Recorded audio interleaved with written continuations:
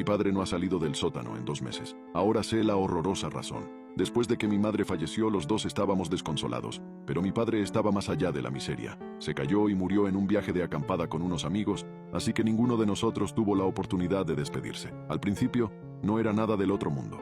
Pasaba horas en su cuarto pudriéndose en la cama.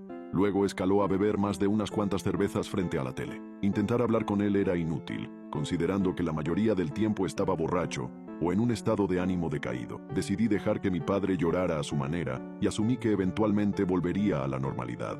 Un día llegó en el que pensé que finalmente eso había sucedido, pero definitivamente las cosas no estaban normales. Una mañana, mientras desayunaba antes de ir al instituto, vi a mi padre bajar al sótano llevando un cuaderno y un maniquí.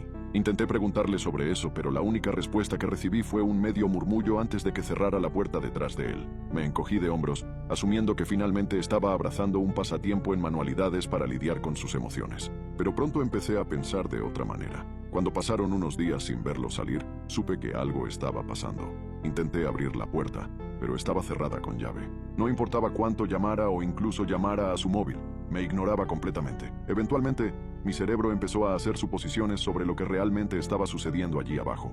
Un mes después de estar aislado, empecé a despertarme con él gritando como si estuviera siendo torturado hasta altas horas de la noche. Sabía en ese momento que estaba perdiendo completamente la razón. Olores asquerosos que no podía identificar empezaron a llenar la casa. Mirando hacia atrás ahora, no sé por qué no llamé a alguien, no conté a nadie, o pedí ayuda, pero en el fondo, solo quería que mi padre mejorara por sí mismo.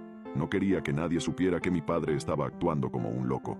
Al acercarse el segundo mes de este comportamiento, sus gritos se convirtieron en gemidos y súplicas. Ahora estaba preocupado de que algo mucho más siniestro estuviera sucediendo, y sabía que no podía quedarme de brazos cruzados y dejar que mi padre se destruyera aún más. Aunque tenía miedo de entrar en su espacio, sabía que tenía que salvar a mi padre. Un viernes, cuando volvía del instituto, pude oír a mi padre riéndose maniáticamente y decidí que era hora de derribar la puerta. Usando una llave inglesa de la caja de herramientas de mi padre, logré romper el marco de madera, facilitando empujarla para abrirla. En el momento en que lo hice, un olor repugnante a lo que solo podía adivinar era carne podrida me golpeó fuertemente en la cara. Temía lo peor mientras empezaba a bajar las escaleras. Solo había una luz encendida, y era una pequeña lámpara en la esquina que apenas iluminaba los alrededores. Los alrededores incluían el maniquí, que ahora se veía más extraño que nunca, herramientas esparcidas en el suelo, y mi padre encorvado en una esquina. Por un segundo, sentí un poco de alivio al ver que todo parecía ser solo un proyecto de manualidades, pero mi instinto sabía que había algo más. «Papá», finalmente lo dije después de los segundos más largos de mi vida. Mi padre comenzó a girar lentamente su cuerpo hacia mí, o al menos lo que quedaba de él. Varias vendas envolvían las extremidades de mi padre. Las partes que aún no estaban cubiertas revelaban heridas profundas donde se había quitado la piel. Los gritos nocturnos de mi padre ahora empezaban a tener sentido. Sin prestar atención a mi propio cuerpo, mi pie perdió el siguiente escalón y me desplomé en el suelo del sótano.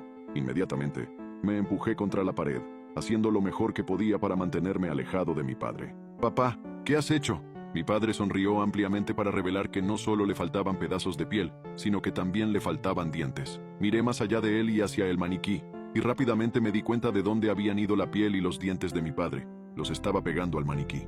«No tiene que estar muerta». La voz de mi padre era ronca y áspera. «Con mi propia piel, hay suficiente para compartir. Hay suficiente para tu madre. No tiene que irse». El hedor ahora hacía que mi estómago se revolviera, y tuve que concentrarme para no vomitar. «No, papá, se ha ido. Tienes que dejarla ir, tienes que seguir adelante». La sonrisa de mi padre se desvaneció. «Eso es lo que tú piensas, eso es lo que tú quieres, ¿verdad?». Mi padre comenzó a levantarse, trozos de carne cayendo de él mientras lo hacía. Ahora podía ver su cuerpo en pleno, pareciendo un esqueleto medio descompuesto. «Llegaste justo a tiempo, hija. Me estoy quedando sin carne para tu madre. Podría usar algo de la tuya». Sacudí la cabeza. «Papá, por favor no hagas esto». «No te preocupes», dijo, acercándose lentamente a mí. No sé por qué no podía moverme, pero era como si mis músculos estuvieran demasiado asustados para escucharme. «Esto solo duele un segundo», dijo, levantando una cortadora de queso hacia mi cara. «El dolor no es peor que la pérdida en nuestros corazones».